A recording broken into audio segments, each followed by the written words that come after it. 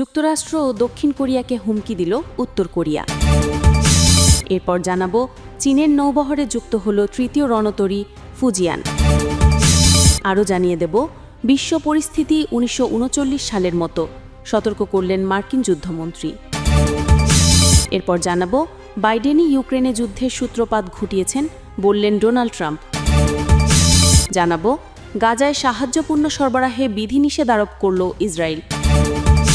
তারপর জানাবো ইউরেনিয়াম সমৃদ্ধকরণ কোনোভাবেই বন্ধ করবে না ইরান, যুক্তরাষ্ট্রের সঙ্গে আলোচনায় আগ্রহী নয়। এবং সর্বশেষ জানাবো নিয়ন্ত্রণের বাইরে যাচ্ছে সুদানের পরিস্থিতি, যুদ্ধবিরতি নিয়ে বৈঠক। যুক্তরাষ্ট্র ও দক্ষিণ কোরিয়ার সাম্প্রতিক নিরাপত্তা বৈঠক এবং মার্কিন বিমানবাহী রণতরী জর্জ ওয়াশিংটনের দক্ষিণ কোরিয়ার বন্দরে আগমনকে কেন্দ্র করে উত্তেজনা বেড়েছে। এ নিয়ে তীব্র প্রতিক্রিয়া জানিয়েছে উত্তর কোরিয়া। শনিবার 8 নভেম্বর এক বিবৃতিতে উত্তর কোরিয়ার প্রতিরক্ষা মন্ত্রী নো কোয়াং চোল সতর্ক করে বলেন, প্রয়োজন হলে আমরা আরও পদক্ষেপ নেব। তিনি অভিযোগ করেন, যুক্তরাষ্ট্র ও দক্ষিণ কোরিয়া যৌথভাবে পিয়ংইয়াংয়ের বিরুদ্ধে ষড়যন্ত্র করছে এবং পারমাণবিক ও প্রচলিত অস্ত্রের সমন্বয় করে উত্তর কোরিয়ার বিরুদ্ধে নিবৃত্তকরণ নীতি জোরদার করার পরিকল্পনা নিচ্ছে। তিনি বলেন, এটি আমাদের বিরুদ্ধে তাদের শত্রুতামূলক মনোভাবের স্পষ্ট প্রকাশ। এর একদিন আগেই পূর্ব উপকূলের সাগরে একটি ব্যালিস্টিক ক্ষেপণাস্ত্র নিক্ষেপ করে উত্তর কোরিয়া। এই উৎক্ষেপণটি আসে ওয়াশিংটনের নতুন সাইবার সম্পর্কিত অর্থ পাচার মামলায় উত্তর কোরিয়ার কয়েক ব্যক্তি ও প্রতিষ্ঠানের ওপর নিষেধাজ্ঞা ঘোষণার পরপরই। অন্যদিকে দক্ষিণ কোরিয়ার প্রতিরক্ষা মন্ত্রণালয় ক্ষেপণাস্ত্র পরীক্ষার নিন্দা জানিয়েছে, যুক্তরাষ্ট্র দক্ষিণ কোরিয়া নিরাপত্তা বৈঠক নিয়ে পিয়ংইয়াংয়ের সমালোচনা দুঃখজনক। নো কোয়াং চোল আরও বলেন, দক্ষিণ কোরিয়ার বুসান বন্দরে মার্কিন পরমাণু শক্তিচালিত রণতরী জর্জ ওয়াশিংটনের আগমন ওই অঞ্চলে উত্তেজনা বাড়িয়েছে। তিনি হুঁশিয়ারি দিয়ে বলেন, আমরা শক্তির বলে নিরাপত্তা রক্ষার নীতিতে শত্রুর হুমকির বিরুদ্ধে আরও আক্রমণাত্মক পদক্ষেপ নেব। তবে দক্ষিণ কোরিয়ার নৌবাহিনী জানায়, রণতরীটি কেবল রসদ সংগ্রহ ও নাবিকদের বিশ্রামের সুযোগ দিতে বন্দরে এসেছে। এদিকে মার্কিন প্রতিরক্ষা মন্ত্রী পিটি হেগসেথ মঙ্গলবার বলেন, ওয়াশিংটন সিওল জোটের মূল লক্ষ্য উত্তর কোরিয়াকে নিয়ন্ত্রণে রাখা। তবে এশিয়ার অন্যান্য সম্ভাব্য হুমকির ক্ষেত্রেও দক্ষিণ কোরিয়ায় মোতায়েন মার্কিন সেনাদের কার্যক্রমে নমনীয়তা আনা হবে। আঞ্চলিক বৈঠকের প্রাক্কালে উত্তর কোরিয়া আরও একটি ক্রুজ ক্ষেপণাস্ত্রের পরীক্ষা চালায়। যুক্তরাষ্ট্রের ইন্ডো প্যাসিফিক কমান্ড জানিয়েছে, সর্বশেষ উৎক্ষেপণটি তাৎক্ষণিক হুমকি নয়, তবে এটি উত্তর কোরিয়ার অস্থিতিশীল আচরণের আরেকটি প্রমাণ। চীনের নৌবাহিনীতে যুক্ত হল তৃতীয় বিমানবাহী রণতরী ফুজিয়ান। কয়েক ধরনের যুদ্ধ বিমান বহনে সক্ষম এই আধুনিক রণতরীর সংযোজনকে দেশটির সামরিক আধুনিকায়নের বড় একটি অর্জন হিসাবে দেখা হচ্ছে। গত বুধবার দক্ষিণাঞ্চলীয় হাইনান প্রদেশের সমুদ্রবন্দরে এক অনুষ্ঠানের মধ্যে দিয়ে রণতরীটির দায়িত্ব নৌবাহিনীর হাতে তুলে দেওয়া হয়। অনুষ্ঠানে উপস্থিত ছিলেন চীনের প্রেসিডেন্ট শি জিনপিং। সরকারি গণমাধ্যম শিনহুয়ার বরাত দিয়ে শুক্রবার এ তথ্য জানিয়েছে বার্তা সংস্থা এএফপি। শি জিনপিংয়ের নেতৃত্বে চীনের সশস্ত্র বাহিনীকে আধুনিকায়নের লক্ষ্যে ব্যাপক উদ্যোগ নেওয়া হয়েছে। ফুজিয়ানের নৌবহরের সংযোজনকে সেই উদ্যোগের গুরুত্বপূর্ণ মাইলফলক হিসাবে দেখা হচ্ছে। বিশেষজ্ঞদের মতে, দক্ষিণ চীন সাগরে আধিপত্য প্রতিষ্ঠা এবং তাইওয়ান ইস্যুতে সামরিক সুবিধা অর্জনের ক্ষেত্রে এটি চীনের কৌশলগত শক্তি বাড়াবে। অনুষ্ঠানের পর প্রেসিডেন্ট শি রণতরীটিতে আরোহণ করেন এবং এর যুদ্ধ সক্ষমতা এবং প্রযুক্তিগত বৈশিষ্ট্য সম্পর্কে অবহিত হন। তাকে ইলেকট্রোম্যাগনেটিক ক্যাটাপাল্ট সিস্টেমের নির্মাণ এবং কার্যকারিতা নিয়েও বিস্তারিত জানানো হয়। বিশ্লেষকরা বলছেন, ফুজিয়ানের সংযোজনের মাধ্যমে নৌশক্তির প্রতিযোগিতায় চীন যুক্তরাষ্ট্রের তুলনায় আরও এক ধাপ এগিয়ে গেল। বিশ্বের বর্তমান পরিস্থিতিকে 1939 সালের সঙ্গে তুলনা করেছেন যুক্তরাষ্ট্রের যুদ্ধমন্ত্রী পিট হেগসেথ। ওই বছরেই শুরু হয়েছিল দ্বিতীয় বিশ্বযুদ্ধ। শুক্রবার 7 নভেম্বর ওয়াশিংটনের জাতীয় প্রতিরক্ষা বিশ্ববিদ্যালয়ের এক অনুষ্ঠানে বক্তব্য দেন তিনি। ফোর্বস ব্রেকিং নিউজ ইউটিউব চ্যানেলে প্রকাশিত এক ভিডিওতে যুদ্ধমন্ত্রীকে বলতে শোনা যায়, এটি 1939 সালের মুহূর্ত, অথবা আশা করি 1981 সালের মুহূর্ত। ক্রমবর্ধমান জরুরিতার মুহূর্ত। শত্রুরা জড়ো হচ্ছে, হুমকি বৃদ্ধি পাচ্ছে। আপনি এটি অনুভব করেন, আমিও এটি অনুভব করি। তিনি আরও বলেন, যদি যুক্তরাষ্ট্র যুদ্ধ প্রতিরোধ করতে এবং এড়াতে যায়, তাহলে এখনই প্রস্তুতি নেওয়া প্রয়োজন। 1981 সালের প্রসঙ্গ টেনে হেক্সেথ জানান, ওই বছরে পোল্যান্ডে সলিডারিটি ট্রেড ইউনিয়নের ধর্মঘটের কারণে সামরিক আইন জারি হলে যুক্তরাষ্ট্র সোভিয়েত ইউনিয়নের বিরুদ্ধে নিষেধাজ্ঞা আরোপ করেছিল। পেন্টাগন প্রধান বলেন, যুক্তরাষ্ট্রের সম্ভাব্য বিরোধীরা চুপ করে বসে নেই, তবে তিনি নির্দিষ্ট করে কোনো দেশ বা গোষ্ঠীর নাম উল্লেখ করেননি। মার্কিন প্রেসিডেন্ট ডোনাল্ড ট্রাম্প অভিযোগ করেছেন, সাবেক প্রেসিডেন্ট জো বাইডেনই ইউক্রেন যুদ্ধের সূচনা ঘটিয়েছিলেন। তার দাবি, বাইডেনের নীতিগত অবস্থান ও পদক্ষেপই এ যুদ্ধের মূল কারণ, যার ফলে ইউক্রেন এখন অনেক ছোট হয়ে গেছে এবং অসংখ্য মানুষ প্রাণ হারিয়েছে। শুক্রবার হোয়াইট হাউসে হাঙ্গেরির প্রধানমন্ত্রী ভিক্টর অরবানের সঙ্গে বৈঠকে ট্রাম্প এসব মন্তব্য করেন। তিনি বলেন, বাইডেন আসলে সেই যুদ্ধটা ঘটানোর দিকেই ঠেলে দিয়েছিলেন। এটা বিশ্বাস করা কঠিন কিন্তু সত্য। এখন দেখুন ইউক্রেনের কি অবস্থা। দেশটা অনেক ছোট হয়ে গেছে আর অসংখ্য মানুষ মারা গেছে। এর আগে হাঙ্গেরির প্রধানমন্ত্রী অরবান জানিয়েছেন, রাশিয়ার প্রেসিডেন্ট ভ্লাদিমির পুতিন ও যুক্তরাষ্ট্রের সাবেক প্রেসিডেন্ট ডোনাল্ড ট্রাম্পের মধ্যে সম্ভাব্য এক শীর্ষ বৈঠক যে কোনো দিনই বুডাপেস্টে অনুষ্ঠিত হতে পারে।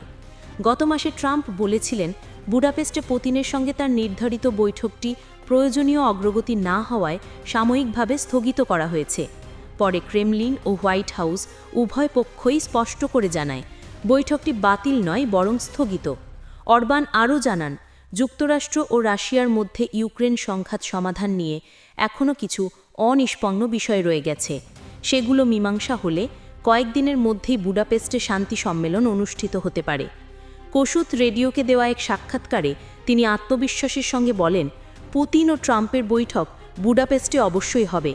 তবে তিনি এও যোগ করেন, এই বৈঠকেই চূড়ান্ত সমাধান আসবে কিনা নাকি এটি কেবল শান্তির পথে একটি গুরুত্বপূর্ণ ধাপ হবে তা এখনও স্পষ্ট নয়।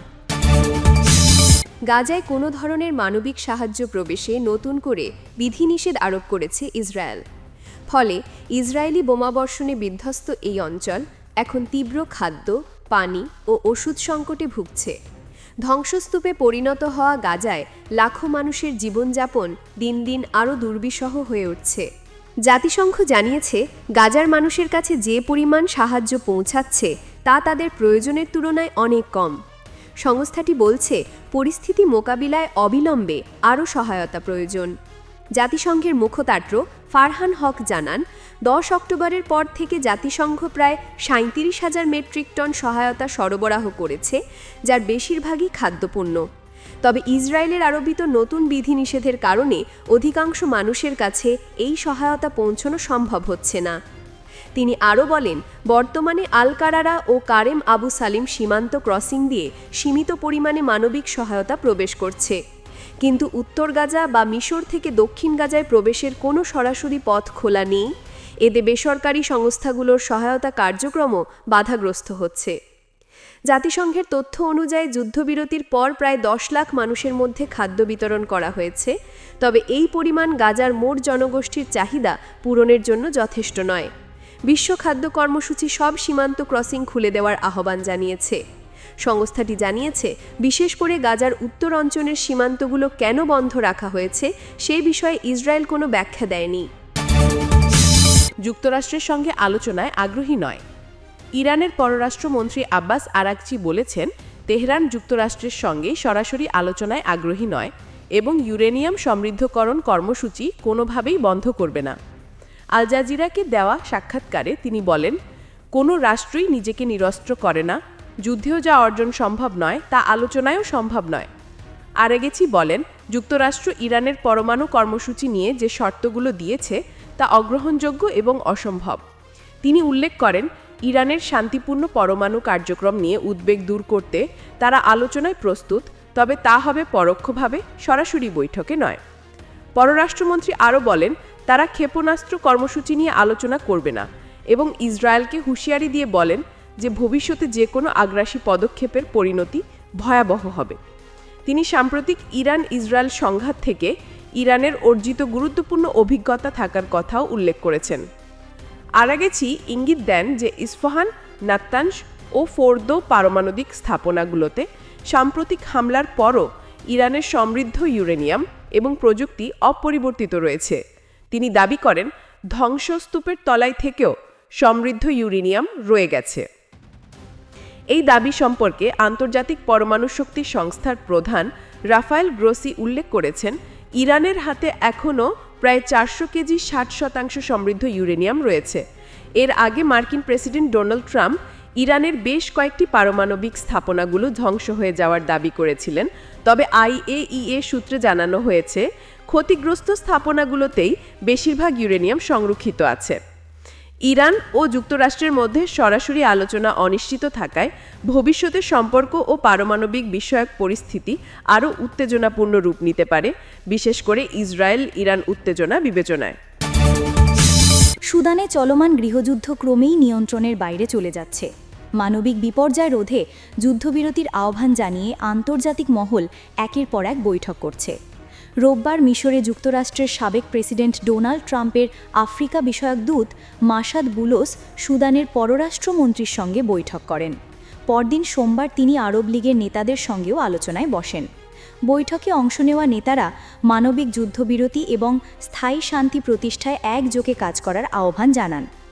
সম্প্রতি আধা সামরিক বাহিনী র্যাপিড সাপোর্ট ফোর্সেস দারফুর অঞ্চলের শেষ সেনাঘাঁটি এল ফাশের দখলে নেওয়ার পর সেখানে ব্যাপক হত্যাযজ্ঞ, ধর্ষণ, লুটপাট এবং সাহায্যকর্মীদের ওপর হামলার ঘটনা ঘটেছে বলে খবর পাওয়া গেছে। আন্তর্জাতিক অপরাধ আদালত ICC জানিয়েছে, এসব কর্মকাণ্ড যুদ্ধাপরাধ এবং মানবতার বিরুদ্ধে অপরাধ হিসাবে গণ্য হতে পারে। কাতারে এক ফোরামে জাতিসংঘ মহাসচিব অ্যান্তোনিও গুতেরেস বলেন, দুই পক্ষের উচিত এখনই আলোচনায় বসে এই সহিংসতার দুঃস্বপ্নের অবসান ঘটানো। তিনি চলমান পরিস্থিতিকে সহিংসতার দুঃস্বপ্ন বলে অভিহিত করেন। অন্যদিকে সুদানের উত্তর কোর্দোফান রাজ্যে সাধারণ মানুষের উপর চালানো ড্রোন হামলায় নারী ও শিশুসহ কমপক্ষে 40 জন নিহত হয়েছেন। সোমবার রাজ্যের আল লুয়াইব গ্রামেই হামলা চালায় RSF। বার্তা সংস্থা AFPর খবরে বলা হয়েছে, গত 2 বছরে এই যুদ্ধে হাজার হাজার মানুষ নিহত এবং লাখ লাখ বাস্তুচ্যুত হয়েছে। সাম্প্রতিক দিনগুলোয় সংঘাত এতটাই ছড়িয়ে পড়েছে যে বড় ধরনের মানবিক বিপর্যয়ের আশঙ্কা তৈরি হয়েছে। সুদানের সেনাবাহিনী সমর্থিত প্রশাসন জানিয়েছে, মঙ্গলবার তারা যুক্তরাষ্ট্রের যুদ্ধবিরতি প্রস্তাব নিয়ে নিরাপত্তা ও প্রতিরক্ষা কাউন্সিলের বৈঠকে বসবে।